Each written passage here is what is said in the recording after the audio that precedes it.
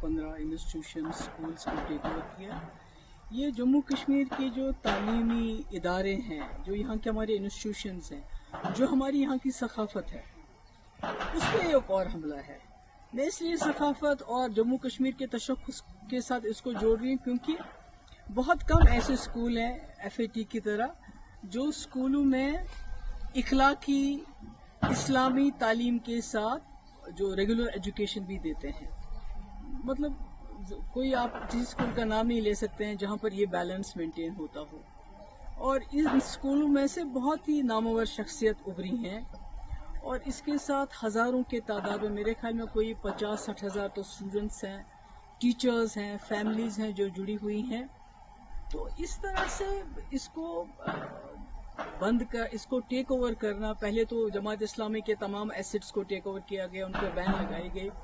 पर तभी उम्मीद थी कि यहाँ एक चुनी हुई सरकार आएगी, इलेक्शन होंगे, तो शायद ये जो हम पे ताबड़तोड़ हमले हो रहे हैं हमारे तशख्खुस पे, हमारे हर इदारे पे, तो कहीं ना कहीं उसको वो रोकने में कामयाब हो जाएंगे। और शायद यही वजह है कि लोगों ने नेशनल कॉन्फ्रेंस को तकरीबन 50 सीटें दी। पार्लियामेंट में 3 मेंबर पार्लियामेंट दिए लद्दाख को लेके।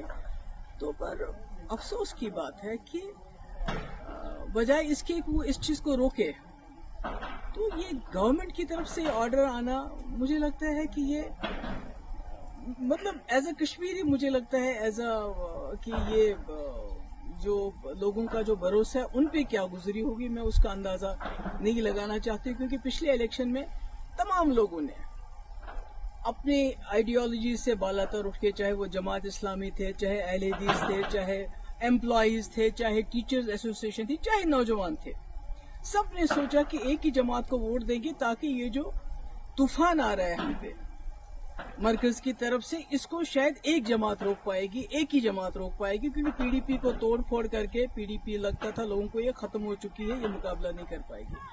तो ऐसे में ये होना, और अभी आपने देखा कुछ देर पहले जो हमारी उर्दू जबान है सरकारी दफातर में से उसको तकरीबन खारिज किया जा रहा है। हमारी किताबों, हमारे जो सिलेबस है, जो करिकुलम है, उसमें जो है हमारे शेखुल आलम रहमतुल्लाह अलैह हैं, या हमारे अल्लामा इकबाल साहब हैं, या इसी तरह जो हमारे आगा शाहिद साहब हैं, उनको बिल्कुल उससे अलग किया जा रहा है। तो सरकार जो है खामोश है। और इस बार तो सरकार हिस्सा बन गई। आपको याद होगा 2016 और 17 में जब यहाँ बहुत हालात खराब हुए, पथराव रोके ना रुके, दिल्ली से इतनी बड़ी टीम आ गई, बड़े बड़े मिनिस्टर्स की, बड़े बड़े पॉलिटिशियंस की, और हुर्रियत के दरवाजों पे गई कि आप दरवाजा खोलिए, हमसे बात कीजिए, दरवाजे बंद कर दिए। यानी इतने हालात खराब थे।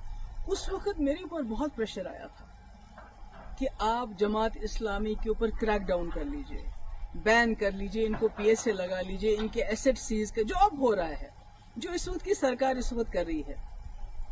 मगर मैंने सोचा कि अगर मैं अपने ही लोगों पे बिला वजह इस किस्म की कार्रवाई, या तो कोई सबूत हो कि भाई इस वक्त ये कुछ ऐसा कर रहे हैं तो आप कोई एक्शन लोगे, मगर सिर्फ इनकी आइडियोलॉजी की वजह से किसी ने जाके दिल्ली में चुगली खाई थी कि भाई वहाँ जो भी कुछ कर रहे हैं वो जमात इस्लामी के लोग कर रहे हैं, जो पथराव हो रहा है, जो मुल्क के मुखालिफ जो मुहिम चल रही है, वो सब जमात इस्लामी। तो मैंने उस वक्त स्टैंड लिया, जैसे मैंने कठुआ में स्टैंड लिया।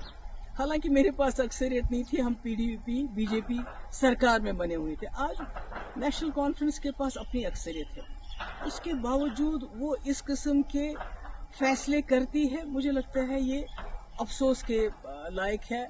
और इसके बारे में क्या कहूँगी, वैसे तो लोग कहते हैं कि कहीं ना कहीं नेशनल कॉन्फ्रेंस और जमात इस्लामी का पुराने वक्त से चल रहा है कि जब शेख साहब मरहूम 77 में आ गए, उसके बाद जमात इस्लामी वालों के साथ क्या किया गया, किस तरह इनके घर चलाए गए, क्या क्या हमारी मुकद्दस किताबें भी नजर आतश की गई, उसके बाद 87 के बाद क्या किया गया, जो फलायम ट्रस्ट के टीचर है उनको कैसे पब्लिक सेफ्टी एक्ट लगाया गया।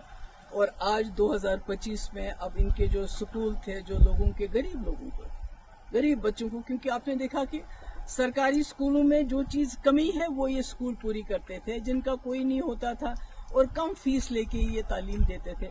तो आज इन्होंने इतना बड़ा सिस्टम जो एक बना हुआ है उसको ایک حساب سے تباہی کے دہانے پہ پہنچا دیا ہے. کئی گھر اس کے ساتھ وابستہ ہے, کئی ٹیچر, سب کا مستقبل جو ہے